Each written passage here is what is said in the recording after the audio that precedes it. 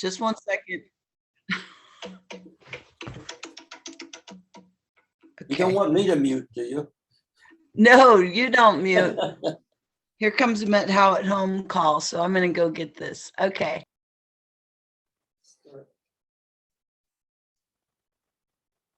Okay, am I on? Okay. We often get asked, how did the Bear Fight Institute come about? And we've been around for 20 years now, and we still get asked this. Tracy asked us to try to explain that to the Met How at Home community, and so here we are. I'm going to talk for maybe 12, 15 minutes, and then open up to a Q&A session to guide how we spend the rest of the time. I first of all think we should explain a little bit about our background, Carol and my background, to set the context for why Bear Fight Institute came to be. And then I can go on and talk a little bit about what Bear Fight Institute does. And as I said, then throw it open to a question and answer session. The title is, If We Build It, Will They Come? I guess that's sort of obvious what I mean by that. But I'll give you the answer after I finish this little introduction. Carol and I are now in our 80s. We've been married 60 years, have had a very full professional and personal life. I'm a PhD physicist, and Carol started out in education, then was president of several of our companies that we formed, and ended up as director of the Maui High Performance Computing Center, which, believe it or not, is on Maui. My work has involved the physics and chemistry of our solar system, how the planets and satellites and asteroids and comets and formed, and how they evolved and why they are what they are today, including the Earth, which has become a more central topic to our society in the last 20 or 30 years.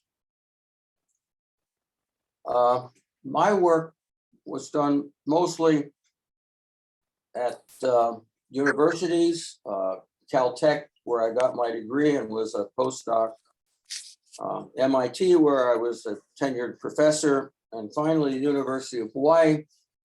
Hawaii seduced me away from MIT with the big telescopes on a cab.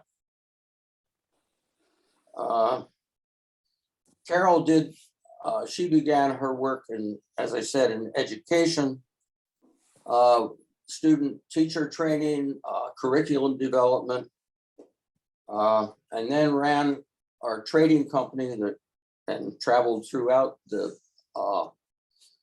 Western and Southern Pacific, was president of our high-tech company. And when we sold that, she was asked to be the first director of the Maui Computing Center. In 2001, we decided we would retire me from university life, her from her directorship. And so we sold our house and car and everything else in Hawaii. Our dog Dandy died, and we moved out and moved up here. We had a second home in Upper Rendezvous, and that was an obvious place to go, at least for a while. And we never left. The big question then became, as I said, I wanted to retire from the university, but not from the research program and the NASA Solar System Exploration Program. So what to do about that?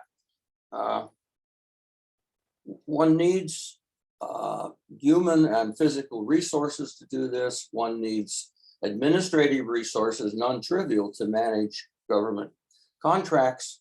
indirect rates and all that sort. I could have joined the Jet Propulsion Laboratory, but we didn't really want to live in Pasadena. Although it's a pretty nice place.